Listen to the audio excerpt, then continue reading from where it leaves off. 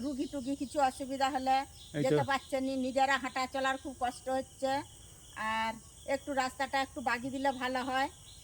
আচ্ছা, আজকে অন্য ধরনের ভিডিও নিয়ে এলাম, যেখানে মানুষের যাতায়াত বিপন্ন অসুবিধার মধ্যে আছে। আমাদের সেই সামার গ্রামের রাস্তার ভিডিও। সামাটের প্রাইমারি স্কুল থেকে, স্কুলের নদীবাঁধ থেকে বালিপাদা নদীবাঁধ পর্যন্ত রাস্তার অবস্থা প্রায় এই রকম।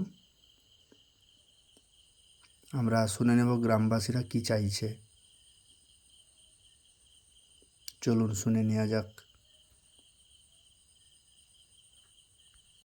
আচ্ছা, আপনাদের যে রাস্তা যে খারাপ, এর জন্য আপনারা কি চাইছেন? আমাদের রাস্তাঘাট একটু পরিষেবার জন্য একটু ভালো, রুগী টুগী কিছু অসুবিধা হলে এই তো যেতে পারছেন না, নিজেরা হাঁটা চলার খুব কষ্ট হচ্ছে। আর একটু রাস্তাটা একটু বাগিয়ে দিলে ভালো হয়। আচ্ছা, এটা তাহলে সামাট গ্রাম, এটা সামাট গ্রাম, সামাটের নদীবাঁধ। এটা সামাটের নদী বাঁধ। আচ্ছা আচ্ছা, আপনার নাম কি? সন্ধ্যা ভৌমিক, সামাট গ্রাম। সামাট গ্রাম। ঠিক আছে ঠিক আছে। মহামান্য প্রশাসনের কাছে আমার আবেদন যে এই রাস্তার একাধিক্রমে এই বর্ষায় জনগণ যাতায়াত করতে পারছে না। অসুস্থ রোগী এবং অসুস্থ মানুষ যারা প্রতিদিন যাতায়াত করে তাদের পক্ষে খুব নির্ভরযোগ্য নয়। হ্যাঁ, প্রশাসনের কাছে আমার আবেদন তিনি যেন এইটার প্রতি দৃষ্টিপাত করেন। আমরা সকলে প্রশাসনের কাছে বিনীত আবেদন জানাচ্ছি। মানে এখানে মানুষজনের খুবই অসুবিধা হচ্ছে। মানুষজন চলাফেরা কেউ করতে পারছে না, হাঁটাচলা করতে পারছে না, খুব অসুবিধার মধ্যে রয়েছি। রাস্তার পরিস্থিতি দেখুন।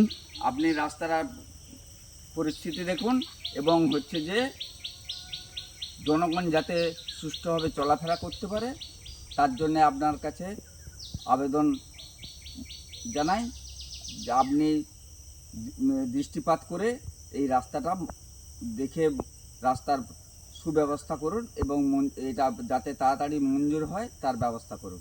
আচ্ছা, এটা কোন জায়গা? এটা সামাট।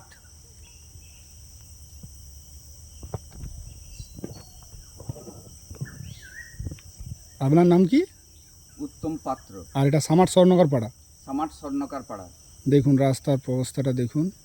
উনি একজন বয়স্ক মানুষ, উনি যাচ্ছেন বাজারে। আর আমি খুব অসুস্থ রোগী, কারণ আমার রক্ত বছরে দুবার করে রক্ত নিতে হয়, কারণ আমি খুব দুর্বল প্রাণী, যাতে করে সুষ্ঠুভাবে যাতায়াত করতে পারি তার জন্য আপনার কাছে বিনীত আবেদন রাখছি।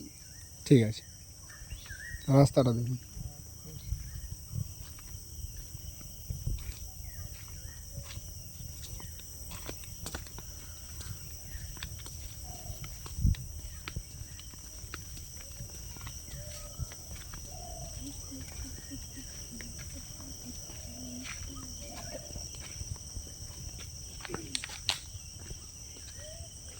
এখনকার দিনে এরকম রাস্তা কোথাও যেই মানুষ আসছে সেই চিন্তা ভাবনা